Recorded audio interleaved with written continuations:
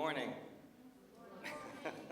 um, Hello, and thank you. I want to thank you, Annie, and the Department of Communication Arts for inviting me here. I am very happy to be a part of the MD Lab this year, and I've been attending a couple of the morning lectures, and this is something that I've done quite a bit in the U.S., and I'm very glad that this is happening also in Beirut and Lebanon and the Arab world, and I hope that we can have a good conversation going. First of all, my name is Kouross. I am an Iranian American. I grew up in the United States from Iranian parents, and I've been a media activist for a good part of my life for the past about 30 years. I really became a media activist after the events of September 11th. I live in New York City, and that's the sort of the day that I realized that it's important for us broadly defined, to have our own voices when it comes to representing Middle Eastern voices in the United States. And that's really when I started. I joined Paper Tiger Television, which is a media activist organization in New York, and I started making media right after that. So what I'm presenting to you really is kind of my experience and my understanding of what it means to take kind of control over the media and the question of representing oneself, and when it comes to these larger political questions that we face. First of all, the idea of representation, the word representation, and I want to ask you to sort of help me understand this. In Arabic, I speak a little bit of Arabic, but I didn't go to the dictionary to check this. I figured I would ask you. The way that I'm going to talk about representation today is in two ways, and I want to relate those two together. I mean, I'm going to start separately and then bring them together. The first meaning of representation is a political one. The idea that we as citizens, we as people living within any country, we have representatives, right? We have some demands, we have some interests, and we choose who represents our interests within the government, within the state, right? So that is one idea of representation. What is that in Arabic?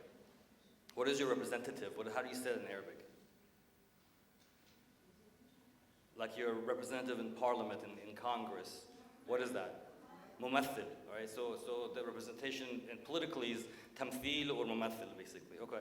And then the second idea of representation I want to talk about is within the media and cultural studies realm. And the idea behind that is how I started off. How one is represented. You know, how is Islam represented in the media? How are women represented in the media? You talked about this yesterday, and I think you've been talking about this throughout the week. That idea of representation, is that the same word in Arabic? When you say, how are women represented in the media, do you say tamthil as well, or is there another word? Tamthil is the same word, both are, okay, great.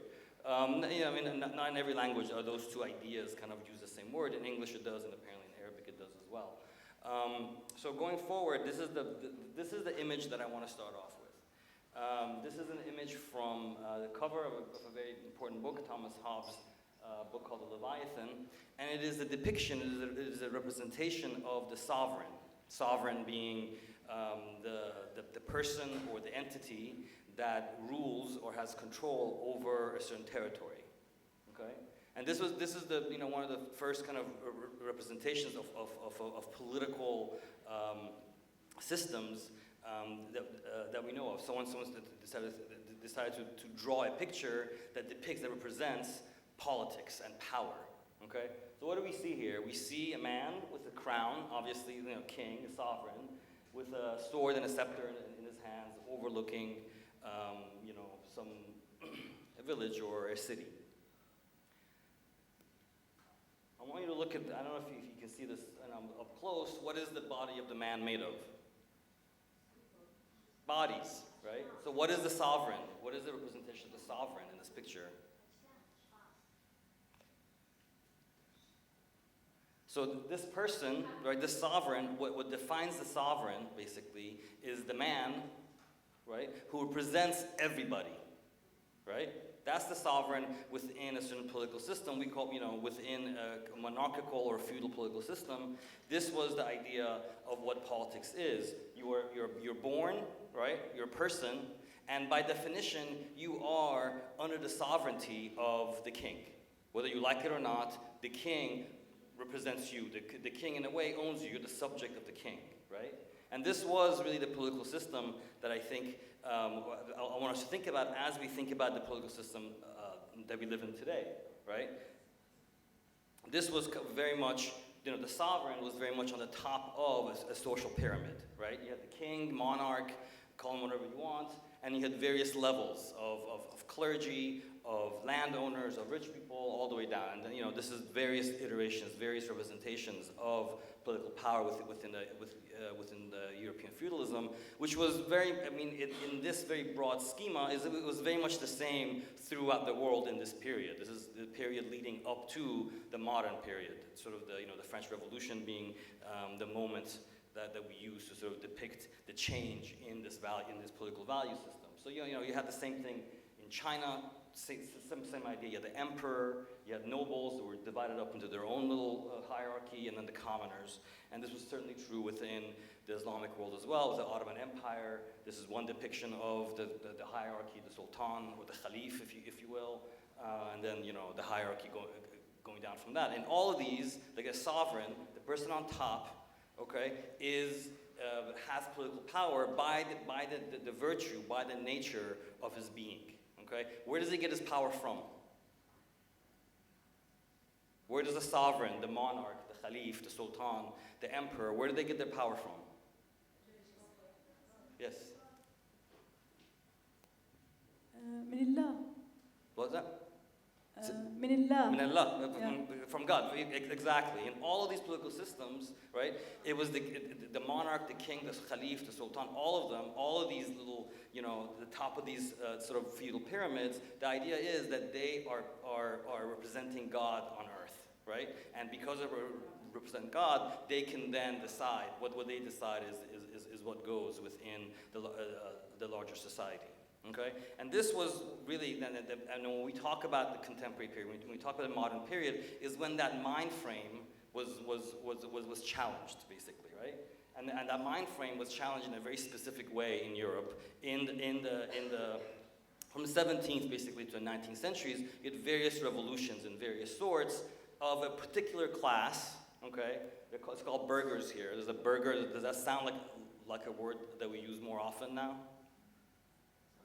What is a burgher? What is the burgher class? What do you think it became in our modern way of saying it? The bourgeoisie, right? The bourgeois, right? The city.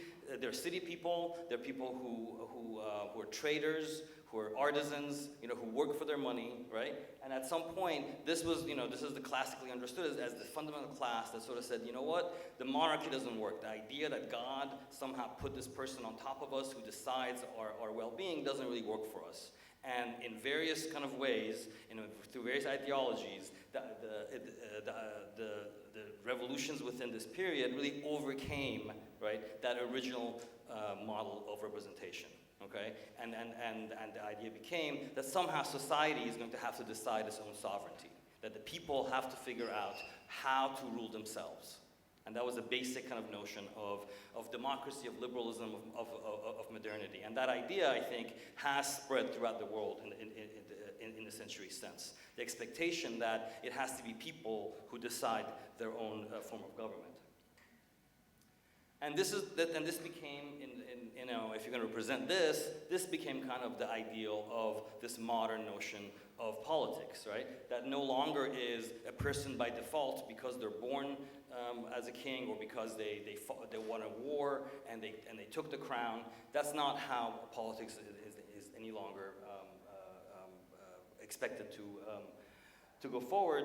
This became the idea of representation. So you have various people in society deciding on, I'm going to choose someone to represent me within the state. Right? So the state is no longer the body of the king. The state is made up of various individuals that represent wider portions of society. Does this make sense? So you have the blue people electing a blue person, pink people electing pink people. So how does this work within our modern period? How does this system of representative kind of politics? How does it work within Lebanon, for example? What's that? Political parties. Political parties. Okay, great. That's one fundamental way that politics works. People come together within a party, and if you agree with the party's platform, most of it you vote for it. Okay, but in Lebanon, this idea of representation also has another angle, right? There's the idea of your religious identity. Am I right about this? Right? So and Lebanon is one country in which representation then not only works through political parties, but it also works through religious affiliation. Okay, in the U.S. that's not the case. You have political parties. Those are the dominant forms of political organizing. People don't directly vote according to their religion, but I'm sure Lebanon is not the only country where this happens in. Although I'm not sure if I don't know of any other one. But the point being that however you define communities within a society, within a country, that those communities come together and they choose a representative that represents them within the body politic. We said it already. All right. So as Professor Antonakis spoke yesterday, this brings us to the question of the public sphere. This is where Jürgen Habermas, who Professor Antonakis spoke about yesterday, he really formulated this process. Okay, within the system in which people elect representatives, right? You now have a state and you have society. You have people. You have the rest of society. What is the dynamic between the state and everyday people? He called that the public sphere. Okay? The public sphere goes down to my second definition of representation, which is the depiction of each other within the way we talk about ourselves. Right? The public sphere is the place where people come together. This is the idea. It doesn't exist in any kind of a real sense. It doesn't exist physically. It exists as the place where everyday people come and decide on what is their value, what is their priorities, what is their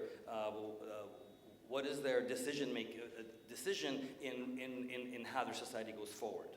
Okay, so public spheres are discussions about, in the U.S. right now, where discussions about immigration is happening. The discussion around immigration is happening, within the public sphere.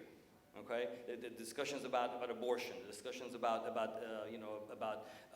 various, about the possibility of war with Iran. The idea is that society exists. Politics exists through this system of voting, but in the realm in which the discussion happens, in which public opinion is formed, that is called the public sphere. All right? And what Habermas argued, and this has become really standard within our understanding of the way modernity works, is that in this production of public opinion within the public sphere, the fundamental process, the fundamental kind of institution became the press, became the media. Okay, so if you think about these little people, these little pink and purple people that I showed earlier, how do these people talk together? How do these people decide on what their interest is? Right? It is through communicating and through mediums of communication. And Habermas argued that in the early period of modernity, newspapers played that role. Okay, newspapers became a place where if you are, an artisan and you think that the taxes are too high, you want to find others who agree with you, and you want to write a grievance or you want to go demonstrate, you use a newspaper, right, to discuss, to talk about your problems, and you find others through that, and then you form a kind of a public that then can go and pressure the government. Okay, and that's what the role of the press is, and this really became replicated throughout the world in the modern period. In the case of Iran, that I know a little bit, the newspapers play a fundamental role. That one on the cover, the one on the far right, that was printed in Germany by German Iranians in Germany in the 19th century who were immigrants or who were in exile, and they used that. It became a very important organ of discussion and became a very important part of the Iranian public sphere. Surah Sarfid was in Cairo because the exiles were in Cairo, and so again, newspapers, because they're a means of communication that can travel distances, they became a way of bringing together this polity that became eventually modern Iran, and this is certainly true for the Arab world as well. Newspapers play a very fundamental role in the 19th century in producing the idea of the Arab nation and giving form to what it looks like, what are its values, what are its expectations, and really developed the idea that the Arab world needs to be separate from the Ottoman world, and really became the fundamental way that the idea of Arabness was discussed and kind of developed, basically. And this continues today, of course. Newspapers play a very important role still. They are still the place where discussions happen, where news happens, and where people's reactions to news get reflected. But what Habermas argued is that this, very early on within this process, this happens, right? Well, the point being that newspapers now have become satellite television and various forms of communication, all of which we call the public sphere still, all of which are the place where discussions happen, where the news gets reflected and opinions get formed. What Habermas argued, and I think this is the starkest example of today, is that because the media is part of a wider political system, a wider social system, is going to begin to reflect the values of that society. So what we have in the US today is the question of media ownership. So the New York Times, CNN, they're not just reflecting everyday opinion, they also have another tension to them. They also have another way that we have to understand them, and that is the fact that they're owned by multinational corporations, right? They're not neutral entities. They're part of the development of capitalist relations, basically. And this Habermas identified as happening very early on within the development of newspapers. Within the 19th century, the same newspapers that became the organs of radical kind of political ideas, of developing the idea of, the idea that the United States needs to be separate from England, the idea that the French monarchy needs to fall. Those same newspapers within the 19th century became increasingly owned by a particular class and began to reflect the interests of that class. And this is, and I'm sure you've studied this. This is the fundamental problem of the media in the U.S. The fact that it is controlled by multinational corporations with their own interests. Right? And the question then becomes, what is the process of representation in that media? In the media that is not neutral, in the media that is owned by a particular number of people, that's privately owned with their own interest, how does then the various depictions of problems and questions, what does it look like in this environment in which the media is no longer just an organ of discussion, but is also an organ of class interests. Up to today, from that graph that you saw before, basically I think this has been consolidated even more up to now. There are really just 6 companies that own the vast majority of the media in the US. And that is the constant source of complaint by everybody in the US. People talk about this, but there's really very, very little to be done. And this doesn't even include the online media, Facebook and Google, which really have another realm of kind of a very kind of heightened, controlled, centralized source of information and media.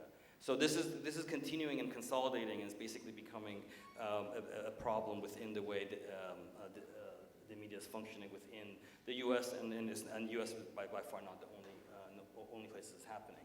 So what Habermas concluded from this is that the original idea of we having the government or the state, and we have society, right, and society controlling the government through discussions, through voting, there's actually a third realm in the way we have to understand our modern society, and that's the market, right? The marketplace, right, is an independent realm that has its own influence on the public sphere. The best example of it for us is the media, but if you think about it, the marketplace, corporations, free enterprise, as it's called in the US, has its own interests, and it influences the way public discussions happen. Okay? So public discussions about war with Iran is happening between people who are saying, do we want to go to war or not, and a government that really wants to go to war, it seems like. But there's also a third interest there, and that's the interest of people who could be making a lot of money off of this war. Do you see what I mean? That is a third realm that Habermas argued we have to understand within the production of opinions and knowledge within the modern period. So, as a conclusion, what Habermas said, sort of the corrective that Habermas did, that original ideal model of the representative representative government, the liberal democratic government, is in fact looks more like this, right? So you no longer have everybody with an interest, everybody with an identity, being able to elect somebody, right, and to have somebody represent them within government, you have one group that's got a lot more power, right, than others, and some groups that have no voice at all.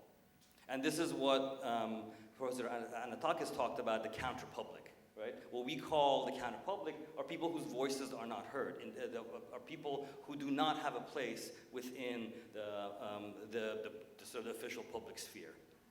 And this Habermas is actually a better depiction, a better way of representing what our modern society and modern politics looks like. The power of some being reflected, right, and others being totally disempowered. And I want to step back and sort of again use the American example of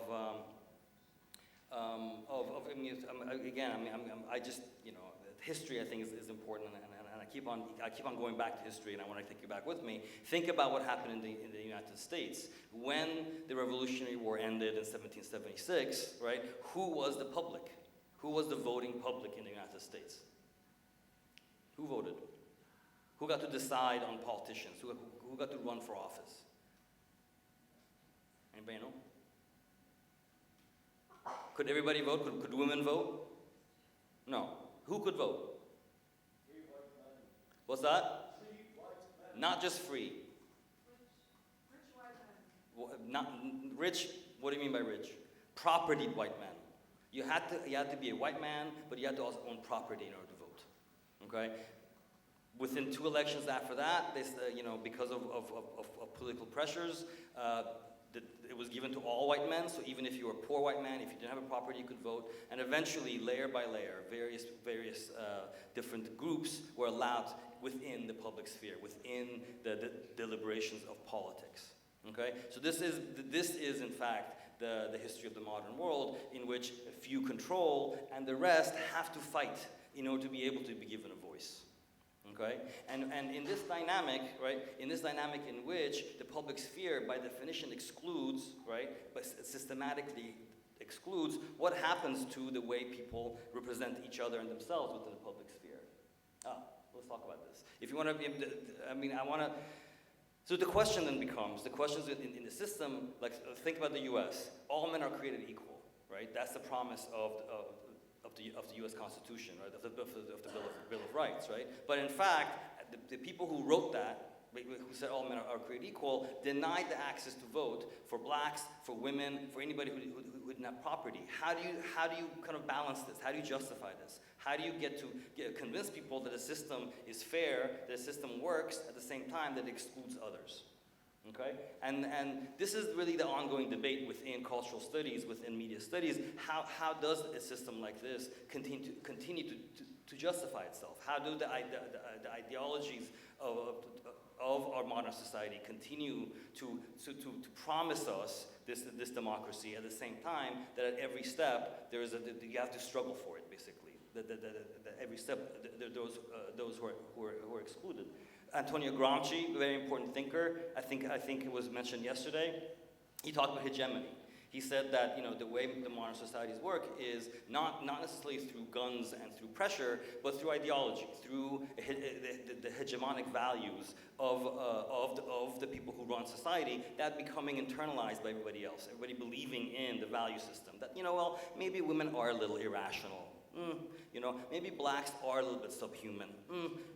Those were the hegemonic ideas that justified white men voting, and everybody else not voting, and then everybody thinking like, oh, this is a free system, right? So Gramsci was very much kind of conceptualized the way that dominant ideologies gets accepted by everybody else in society. Stuart Hall, very important thinker, Jamaican-born in England. He really conceptualized the idea of discourse, of representation specifically, the question of representation and discourse, and he looked at how the various depictions, and my next slide will make this more clear, how various ways that we depict each other, how we represent each other, how that becomes part and parcel of the way hegemony works, the way dominant ideas get accepted by everyone in society. And then I put on my favorite Guy Debord, which everybody should read. It's a very trippy kind of a track called society of the spectacle, he talked specifically about visuality, specifically about the way, the image, how because of mass media, how the way we see things and how that is, that produces the ideologies that justifies our system. He really looks specifically about the way the visual becomes a fundamental way that our values are are formed and are also challenged. So we have this question of representation within the media. So you have imagine that you have blacks in the U.S. at a time when the U.S. is freeing itself from English rule, was promising a democratic universal system. Blacks are being denied this. How is that possible? It's possible through the second notion of representation within the media, representation within the public sphere, right? So you have, and these are just, if you Google this, I mean, it's everywhere. This was the fundamental way that the 19th century American public imagined blackness, imagined African Americans. They're gonna rob you, criminality, all they wanna do is sing and dance, right? And they're lazy, right? And this gets reiterated over and over again up to today. Okay, so this question of this is the second notion of representation that I want to bring up. The lack of representation within politics then distorts representation within the public sphere. Okay, distorts the way that the media and culture defines and depicts the various people who are the counter-public, the various people who are not allowed access to the public sphere the way they're supposed to. Right? So, and then you have, and you can do this for any group, any minority, any counter-public, anyone who is considered not within the mainstream of any society. You have, you've done this already, right? You've looked at how women are depicted and the various ways that the media contributes to this idea that somehow women are a lesser public. Women are lesser inclined for politics, lesser inclined to be represented, their interests within politics. So you have the hysterical woman, right? A woman who's just like, she's just irrational, hysterical. You have the beautiful woman who's a temptress. You have, the fundamental one, the mother, right? The pioneering man who's going out and conquering and tilling the land and whatever, conquering. And the doting wife whose job is to raise children and make sure that that he gets a good breakfast. So these various ways that the media continues to reflect and justify the fact that women to this day have a less than equal role within society, less than equal representation within politics. As I was doing this, I came up on a study. It was actually someone from LAU, a professor at LAU. It was a question of the representation of women within the Lebanese politics. Have you heard about this? There's a question of imposing a quota to make sure that women in the Lebanese parliament, there's a certain number of women within the Lebanese parliament. Is this any Lebanese here? Yeah. You have this in Jordan? You have a quota for women? What's the quota?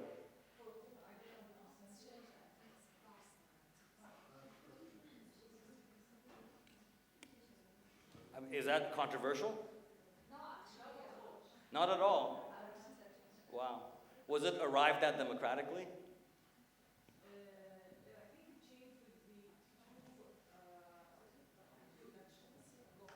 I'm not sure about the history that much, but I think we had the 2016. In 2016, it happened? The law, we had the law, I think in 2013, sorry, Wow. and it was passed to have a quota for women, and then increased in the law after it, and there's a quota for some minorities, like Circassians and Christians. Right. Cool. Yes. Well, I'm just wondering whether that in Lebanon, anybody Lebanese here who has an opinion about this? Have you heard about this? Because from what I understand, it's quite controversial.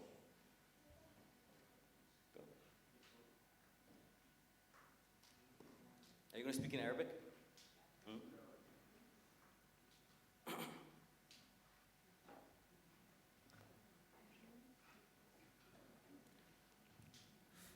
مرحبا.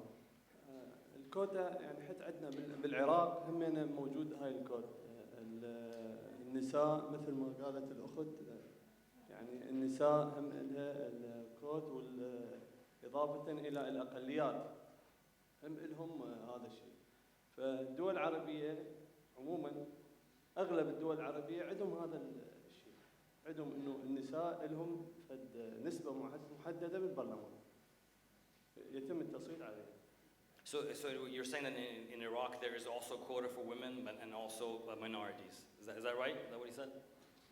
نعم. Sorry, أيضا في العراق. I don't hear this. أوكي.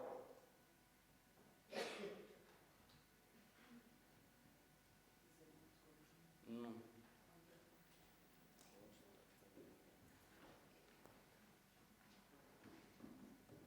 Anybody else? Any Lebanese? I want to hear from some. I mean, I don't. It seemed to be like a big deal, like a discussion has been happening. Go ahead. In Lebanon, we have 6 women in the parliament, but I think that we shouldn't have a quota for women. Why not? She should be equal to men, and not just, we don't have to give her like a percentage. You have the right to be here, not here. No, I don't think that this is the good mentality. Okay, good. This is kind of, I left this blank because we're going to fill this in with you. What time is it? Actually, I don't. Oh, okay.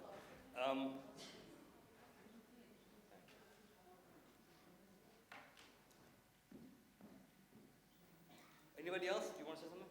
So a friend here said that, you know, there's 6 women in parliament. Out of how many? Out of 200? Out of 400. 6 out of 400 are women, and that it should be equal, but there's not a role to play. Quotas don't have a role to play. Okay. 128. 6 out of 128 are women. Okay. Okay.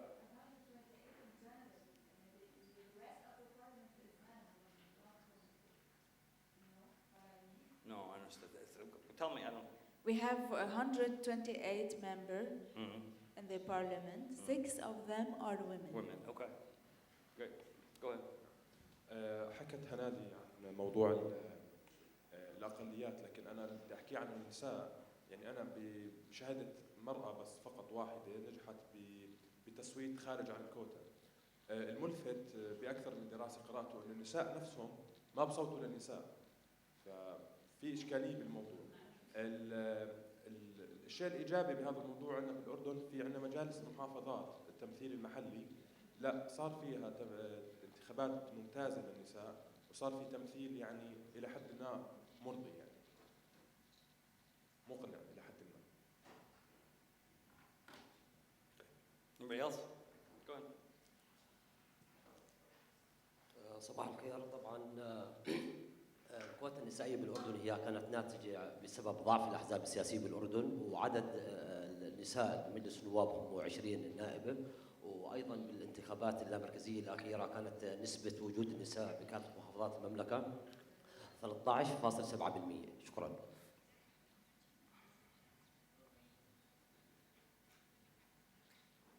13.7? That was the rate? Yeah, okay.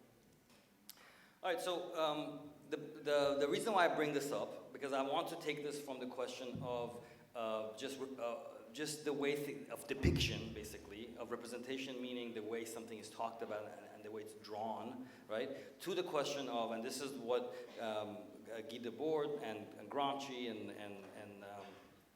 Stuart Hall and these thinkers are trying to think about, is to take this question, right, of the problem of representation and ask, is it a question of merely the way something is talked about and the way it's drawn, right, or is it a question of structure, okay? If it's a question of how something is drawn, if it's a question of how something is talked about, then all we have to do is talk about it and deliberate it and try to convince each other, right? If it's structural, then there's something else that needs to be done. Okay? Do women participate within the public sphere in the US or in Lebanon or anywhere else at the same rate as men? Is the reason that they don't participate at the same rate as men, is it because there's something about women and womanhood? Or is there something structural about society that actually impedes or it defines or it creates these obstacles for women to participate equal as men? Okay, and the idea and what is sort of this Habermas, this tradition that very much goes back to Marx. What it argues is that we have to look at this as a question of a structural problem. It is not just a question of the way we see things, right? The way we see things is tied to the way that social structures operate, basically. So women do not participate in politics in Lebanon, not just because they're women and because there's something inherently about women that doesn't participate. There are obstacles. What are some obstacles to women participating in politics? Not just in Lebanon, anywhere else in the world. What are some ways that the women do not have the same access to politics, to political thinking, to political voting, to political participation as men do? Education, can we say that women are less educated than men? No? That's not the case in Lebanon? Women are just as educated as men? I think it's the only society on earth where that's the case. Funding? What do you mean?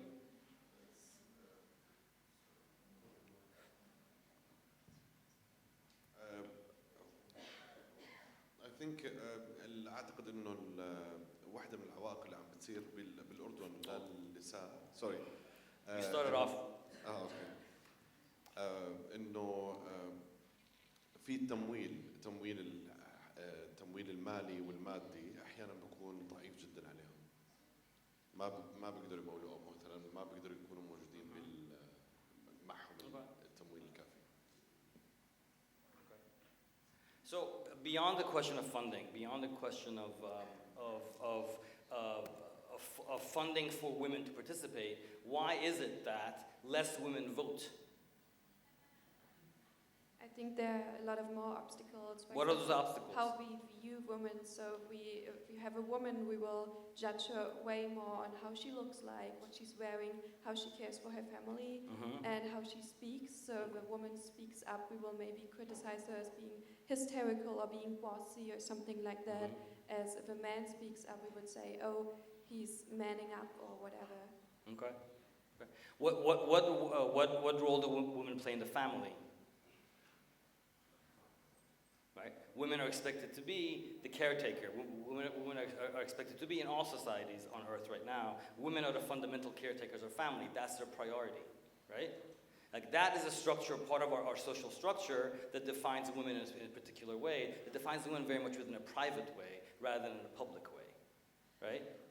Within that, women's role, if the priority of a woman to be in a family, it means that it's more important for her to sort of do familial things within the household, right? And if she's not as educated, it is not as important. If she's not as able to participate and work is not as important, right? The family structure, the way it works, it actually puts women structurally within our society at a disadvantage towards men. Okay, when it comes to to work, women do I'm not sure in Lebanon. I presume in the U.S. women do not get paid for the same amount for the same work. Women get paid about 70 cents to the dollar. Same work that a man does, he gets $1 for, and woman gets 70 cents for. That's another structural problem within the way society sort of treats women, and the way society allows women to participate within the public sphere. Claudia? Go ahead. بس عفوا انت ذكرت انه المرأة لا يحق لها التصويت. ما بعرف اذا وصلتني المعلومة بالترجمة بشكل صحيح او لا، بس وين الحالات اللي صار فيها انه المرأة لم يحق لها التصويت؟ No, the discussion that I think these thinkers who I put up a few slides ago, what they're arguing is that politically the right is there, right? The right is there for women to participate, but in effect socially, women's participation is in fact less than men, right? Well, how do we understand this? What are the structural ways that women, for example, and I'm just using women because it's kind of the biggest example, what are some ways that women, although they have the right to vote, they actually do not participate as much as men do. They do not sit in half of the parliament of Lebanon or most other parliaments in the world, right? Without quotas. The only parliaments in which women do have equal representation in Iceland and I think in Norway now, there is a quota. You have to have 50% women in those parliaments. The point being that if the problem is structural, then the solution also has to be structural, right? So government coming in and people demanding for a structural solution to inequality means demanding a quota on women sitting in parliament. For example, right? If the problem is structural, the solution has to be structural. That's the argument. Go ahead. Go ahead. لكن أليس يعني مش ممكن إنه يكون الموضوع من نفس النساء نفسهم عندهم امتناع من المشاركة السياسية. بدي أتحدث عن التجربة في الأردن. الباب مفتوح لجميع النساء بالانتساب للأحزاب السياسية، سواء بالأعمار الشابة وبالأعمار القيادية. لكن نستغرب إنه بنروح على الأحزاب السياسية بيكون في يعني اختفاء تام لدور المرأة اللي موجود في المشاركة السياسية، مع العلم إنه الباب مفتوح تماماً للمشاركة في الأحزاب والمشاركة في العمل السياسي. Right, well, that's the question. Why is that? That's the fundamental question in the room right now. How is it that we have a political system that promises equal representation, but we know that and everybody gets the right to vote. Politically, we all have the right, but we know that not everybody's interest gets represented equally. Why is that? Right? What do you think? Why? I mean, you were just talking about, for example, why is it that women choose not to participate as much as men? لا أدري يعني ممكن إنه يكون الموضوع زي Okay. ما حكيت، هو الموضوع موضوع البنية العامة، إنه المرأة هي حتى نفس المرأة مقتنعة تماماً إنه لا تستطيع المشاركة في العمل. Exactly, the structure. The operative word is structure. Very good. That's the argument that I'm making. I think that's how I want to frame the question of representation. Anybody else? Go ahead. Do you want to speak, Claudia? So within the structure, I mean, we're here, it's Media Literacy Academy, so it's important what the media also feed us, correct? So those women, some of us, I think someone in the front talked about how women themselves don't vote for women, and he also just said now that women, even if we open opportunities for them, women don't go and are not represented, which is true. But the cause is exactly the structure that you're talking about, and the structure becomes so cyclical that there are policies or lack of policies. The structure within itself includes the media and includes public opinion that keeps going round and round. So what happens is when women are not presented and represented properly in the media, they're stereotyped against, which one of a participant a while ago said, we expect women to do different things. It's, I mean, there are a lot of examples in research. When I was doing my graduate studies in Louisiana about 15 years ago, the governor was a female, and she was a mother. And someone from our university did research on her, and they looked at how the media present her, represent her, and she was always talked about as this kind person, and they talked about her tears, and they talked about how she cries, and they expected her to be soft and sensitive because she's a mother. And exactly the same happened with Hillary Clinton. There was one time the media went crazy because Hillary Clinton was always, she presented herself as a strong person, and people and the media didn't accept that part, because how could she be so strong and so looking tough and not crying? And a lot of people said a lot of women said they don't identify with her because she presents that very tough and strong image. That one time where she cried, there was, I can't remember when, but there's in one situation she was visiting some people, and she had tears in her eyes, everybody was happy that, oh, finally, she's a mother, she's a woman, so she has tears in her eyes, she cries. So if the media keep feeding us this photo, this image of a woman, that she has to be that, people believe that. So it just becomes so, we're lost in that cycle that as women or as minorities or as whatever we are, we're not able to see someone like us in that position because we tend to see that, no, she cries too much or she's angry, she gets emotional, she gets upset, and no, she's not good enough. And that works not just with politics, with anything that requires a woman to be in some type of position of power. And I have personal examples that I do not wish to share. Thank you. Go ahead. بس نقطتين سريعات بالنسبة لكلام زميلي عن حجام المرأة عن انتساب الأحزاب في الأردن. أعتقد أنه مثال مختلف تماما. انتساب الرجل والأنثى للأحزاب في الأردن ما لهوش علاقة بالمرأة والرجل بقدر ما أنه برغم من كل التطمينات، لكن التاريخ تاريخ القبضة الأمنية بخصوص الأحزاب لساتها مسيطرة على الرجل والمرأة. فالإحجام المشاركة بالأحزاب للجنسين. لكن أعتقد أنه أكبر مشكلة بتواجه المرأة في العالم العربي أو ممكن نحكي عن الأردن هي المرأة نفسها. المرأة ضد المرأة. يعني إذا بنيجي للانتخابات البرلمانية أكيد البعض، لكن ممكن نقول غالبية. إذا بنيجي للانتخابات البرلمانية ونعمل إحصاءات حقيقية بنجد إنه الغالبية أو أكثر من النصف من المصوتين ما بصوتوا المرأة. المرأة لا تصوت المرأة. المرأة مش مقتنعة إنه المرأة العربية مش مقتنعة بشكل عام إنه المرأة قادرة أنها تكون بموقع قيادي، وفي جزء منه نابع من الغيرة أو في جزء من مسألة غيرة المرأة من المرأة. إذا لو كان في عنا انتخابات حقيقية. Do you think women are inherently jealous of each other? Do you think it's inherent to women? Is that what you're saying?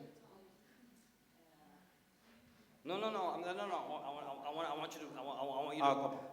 Like, you think it's something within the Constitution? Hold on. Within the Constitution of women, right? There's jealousy, and that's what defines their political participation. Is that what you're saying? هذا الشيء جزء من عدم تعاون المرأة مع المرأة، جزء من مهم الغيرة لأنه هو بالنهاية في ثقافة مجتمعية. الثقافة المجتمعية عندنا لا نرغب أنها تكون اللي مثلي أحسن مني بشكل عام. هذا شيء موجود. لو كان في عندنا انتخابات حقيقية، أتكلم بشكل عام العالم العربي، لو كان في عندنا انتخابات حقيقية وإحصاءات دقيقة راح نجد أنه أكثر مصوتين للمرأة هم من الرجال وليس من النساء. Okay. Wow. Okay, please go ahead. I didn't think the conversation was going to go this direction. I'll try to bring it back. أنا رح أحكي بالعربي. Okay, go ahead, please. إحنا الاستراكشر تبع المجتمع تبعنا أصلاً المرأة لا تنتخب، هذا إشي جديد. زي ما نتذكر بالتسعينات بمجلس النواب المرأة الوحيدة كانت تجان فيصل، صح؟ لما صارت الكوتا اللي هي اللي إحنا بنسميه التمييز الإيجابي، صار في مشاركة للنساء. بس برضه نرجع، يعني أنت حكيت إشكاليتنا بعدم المشاركة اللي هو التخوف من الأحزاب السياسية. بالأردن أصلاً الأحزاب السياسية الحزب السياسي الوحيد اللي بينزل على الانتخاب، واللي هو بس بآخر دورة كان الإخوان المسلمين. عدا عن ذلك شو هي الأحزاب السياسية عندنا؟ كانوا مقاطعين الإخوان المسلمين طول الوقت، واليسار أصلاً لم يشارك إلا بآخر انتخابات سياسية، صحيح؟ مش رح أحكي عن المرأة، أنا رح أحكي عن العقلية تبعت المواطن الأردني، أو خلينا نحكي عقلية الأردن كاملة. إحنا عقليتنا عشائرية. إحنا ننتخب من تقرره العشيرة، ننتخب من تقرره العائلة. فهذا الحكي لما هند الفايز تطلع لأنه عشيرتها بدها إياها تطلع، مش لأنه المرأة تغار من المرأة. لأنه الجزئية هاي لا يوجد إشي اسمه مرأة تغار من المرأة. هاي هي الصور النمطية. الإعلام العربي إجمالاً بعطيك إياها بالمجتمع. I'm going to go back. I'm going to go back to this slide. I'm take it away from the question of women. I'm going to put it within another context, within another group of this kind of counter-public, another group that is less represented within the public sphere. Okay, To this day, this depiction of African Americans is operative in the American imagination.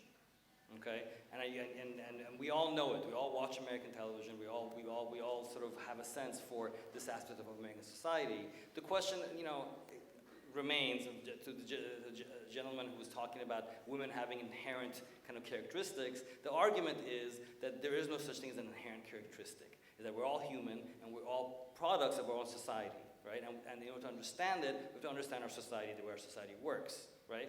So African Americans, right, have been depicted as lazy, as dangerous, as criminal throughout their existence, in the Americas. From the very beginning, the way they were dehumanized was through these kinds of depictions, right? To what degree this then becomes part of a social process in which people then say, well, you know what, I am a criminal. You know what, I am, going to sort of fulfill your stereotypes of me. That happens, right? But at the same time, the vast majority of people are stuck in this structure that posits them this way. And the fight becomes, how do you overcome this, right? And you can say this about everything. Sexual minorities, right? Sexual minorities, the idea that sexual minorities, gays, lesbians, transsexual people, that they're all unable to think, rationally because all they're thinking about is sex. That is a stereotype of those people. If there's a stereotype that defines why a certain group does not have equal representation, equal power within society, right? We can keep on asking whether it's true about them or not, or we can ask what are the social structures that actually creates this value system, okay? And that, I think, is what this question of representation makes us ask. And where I want to take this to, and I'm not sure how successful this is going to be, I want us to bring to the contemporary moment, right, of the social movements that are happening right now. Right? The problem of representation, the fact that social inequality affects our politics in the way that not everyone has equal access to being represented. Not everyone's got equal access to being able to represent themselves, to being fairly represented. Right? That fact is making people ask, do we need to transcend, do we need to overcome the representative model of politics into a direct one? Okay? And I'm going to introduce this, and I'm going to argue with you that that is in fact a direction that contemporary politics is going to, and the media is certainly helping with that. So representative model, as we've seen before, the people down here, where is this thing? All right, people down here elect other people who represent them within government, right? That's called representative, right? There's another model that's being talked about right now. It's called direct democracy, the politics of direct participation, which is everybody represents themselves and we all participate equally within the public sphere. That no one represents me, I represent myself. Do you think that's possible? Is it possible for us to have a system in which we all come together and say, you know what, we are going to decide on whether or not Lebanon is going to place a large tax on the richest Lebanese? That decision doesn't happen through parliament, it happens through a public gathering of the Lebanese deciding this together. Yes? I think we do have some examples, like for example Switzerland, where they try to be as a direct democracy as possible, but still, if you say, okay, we're all gonna decide on like one question, for example, and everybody has one vote, everybody of the people, then still there's gonna be one person who is asking this question and who's deciding what the answers are. So still it's not, I think, 100% direct democracy is just not possible if we're talking about a huge amount of people, but there can be democracies that try to be as direct as possible. Good. This question of direct democracy is being just formulated right now, and it's something that I want to bring us to. In the past decade, this question has grown stronger and stronger within these political movements that we've all heard about in some sense. Occupy Wall Street became a very important moment when this started, right? And it really it started in various ways, but the way the world works, whatever happens in America becomes kind of the most visible. And what happened in New York City with the Occupy Wall Street movement, and I will go into it, really kind of like put this question to the front, that do we continue to have a political system in which people have unequal representation, and their interest gets decided according to social power rather than their existence in society. That really was thrown up in New York City, and it really spread through the world, right?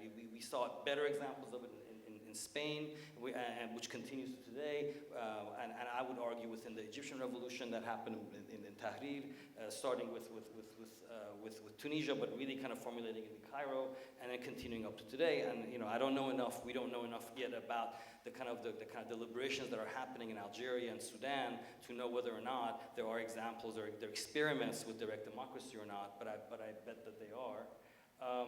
And so these were the beginnings of the idea that decision making within society can happen through people themselves, not through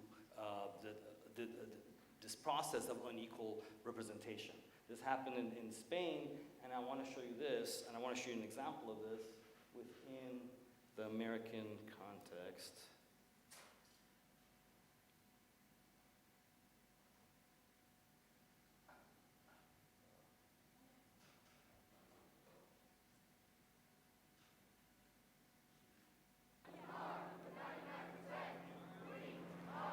People ask all the time, like, who are the leaders?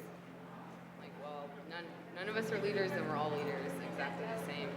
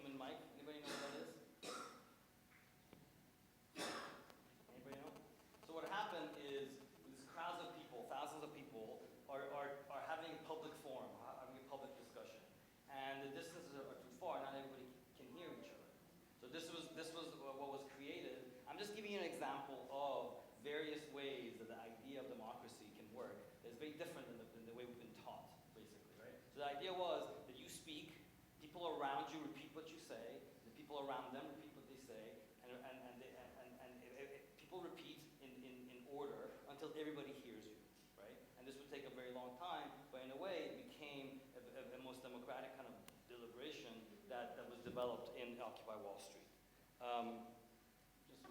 Insurrect democracy! Insurrect democracy! We are all part of this movement! Part of this movement!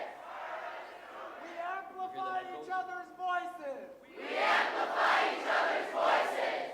So we can hear one another.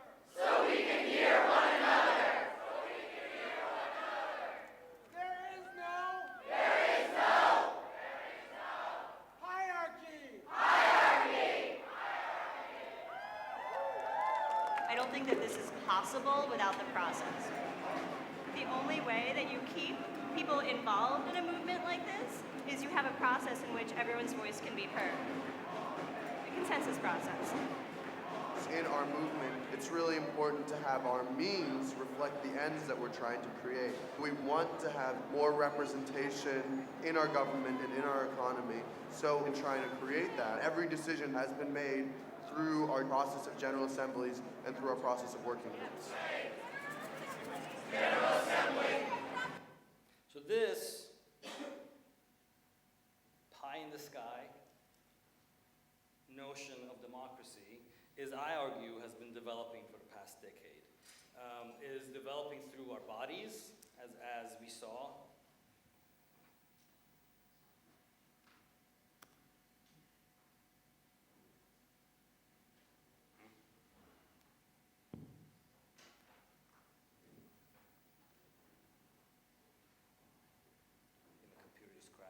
So within,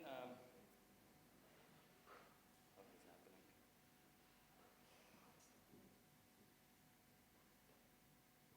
Within Occupy, the process became various gestures, various ways that people use their bodies in order to communicate with each other.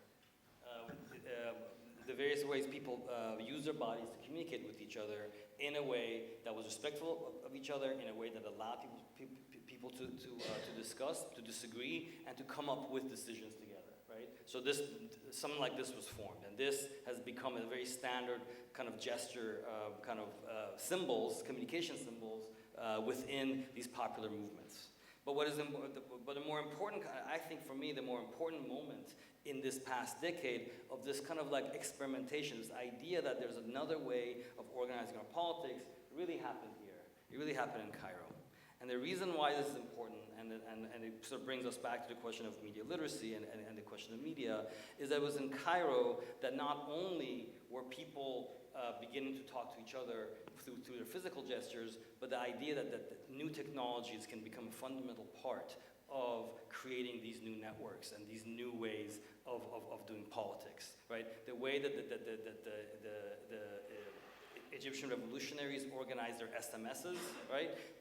They created networks that bypassed the censorship of the regime, that bypassed the surveillance of the regime, that became a very small local network of people communicating with each other without the ability of the Egyptian regime to monitor them and track them, basically. And that was fundamental, and that became, and that apparently that people had been thinking about it in a couple of years before Tahrir happened, but really what happened in Egypt became a technological kind of pressure, the technological possibilities of creating this kind of deliberative process, right? And it's not really talked about enough. I think as we go forward historically, the importance of Egypt in our notions of deliberation is going to become more and more. Of course, Egypt is going up and down politically, but what happened in Egypt, what happened in Tunisia is spreading in the Arab world, the ideals and the ideas and the way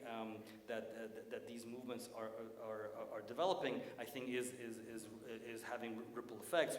We have to think of it on a more long-term process.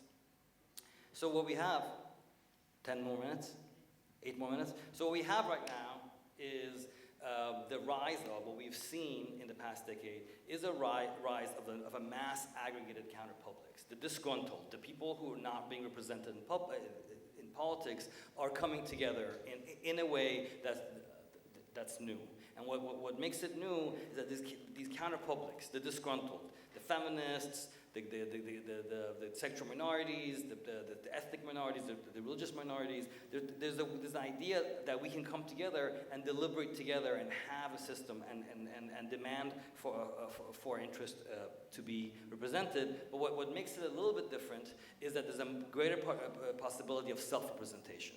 Right? So people are more and more able to kind of document themselves, document what they're going through in a way that was not possible before. So these small counterpublics are now becoming more and more part of the public sphere. You can now tape yourself, you can now record yourself and the people you agree with in any kind of a context, put it up on the internet and have an existence within this medium of communication, right? That is something very much new. That is part of our new kind of media atmosphere, and is changing the way our politics are being done. The very fundamental kind of question now for a lot of these activists, and I'm just rushing through this, is now that this is possible, now that anyone with an identity, with anyone with a political agenda can actually have their own voice, kind of be reflected even in a small way within a public sphere, what is that doing to our public spheres? Some people are arguing it's fracturing it. So more and more, people are becoming more and more atomized into their own little ideas and their own little interests. They're believing that just being able to represent themselves is enough for politics, and it actually is creating a much more divided public sphere than necessary. And I think this is where this very fundamental question that hopefully you will talk about in the next section of today, intersectionality becomes important. Intersectionality is an idea that was developed by Kimberly Crenshaw, who's basically a legal scholar, about the way that we think about these various counterpublics, these various oppressions, these various ways that people are denied access to the public sphere can begin to think of themselves as being connected, as there being an intersection between what structurally denies them access to the public sphere with others who are structurally also denied access to the public sphere. She defined intersectionality in a way that I think gives possibility to that mass public, right? That takes away from the atomization of that mass public and allows for that mass public to think of itself as how is it that these interests can come together and create a counter narrative to the dominant politics that there is. So I'm going to read this quickly. Intersectionality is a lens through which you can see where power comes and collides, where it interlocks, intersects. It is not simply that there's a race problem, a gender problem, or a class, or LGBTQ problem. Many times that framework erases what happens to people who are subject to all of these things, right? So there are people whose oppression, whose identity is at the intersection of race, class, gender, right? But there's also movements that are class-based, movements that are race-based, movements that are gender-based, who can find commonality amongst themselves, right? And that is sort of the ideology going forward that I think in this mass-mediated public, in which there's self-representation, it allows for these various counterpublics to come together in a meaningful way.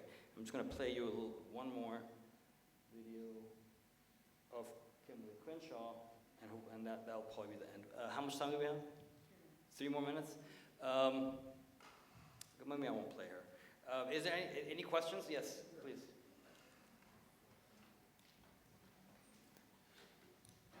سؤالي يتعلق هنالك مصطلح مستخدم في السياسة في وطننا العربي اللي هو المحاصصة. محاصصة موجودة في لبنان، ممكن موجودة في العراق، تقسيمة معينة يلتزم فيها الجميع ومتعارف عليها.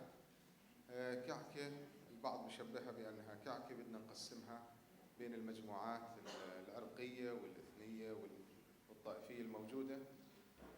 فسؤالي يعني ما أوجه الشبه والاختلاف بين التمثيل اللي احنا بنحكي عنه اليوم وبين ما يعرف بالمحاصصة الموجودة في وطننا العربي. شكرا.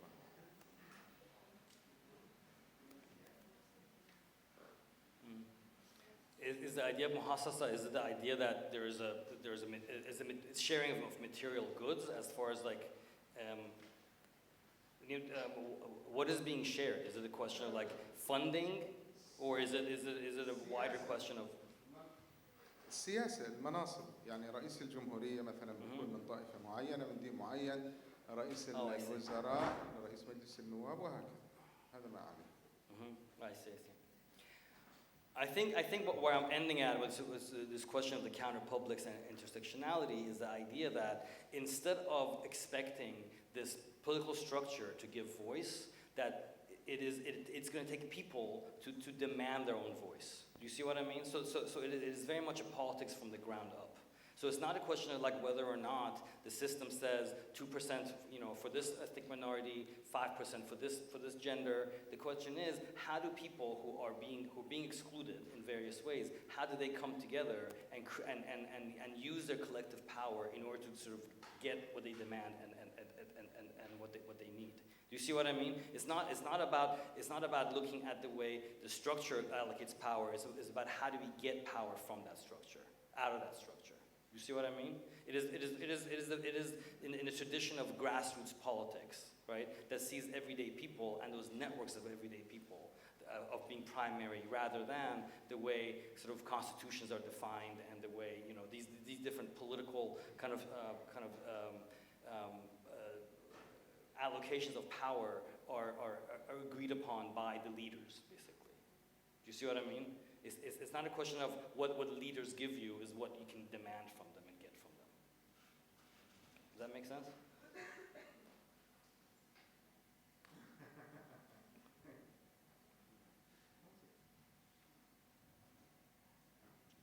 Anybody else? Yes. I have a question about direct democracy. I hope you can tell me that I'm wrong about it, but I think there's an inherent problem if we ask everybody, do you want to pay more tax? How many people are going to think in the best interests of the wider community, in the best interests of the state, and not just vote for what they want for themselves or for their families? How can we make people think more broadly when making big decisions like that, especially with Brexit and things like that, where you did ask the people and a lot of them voted, and then the next day Googled what is the European Union, like. Right.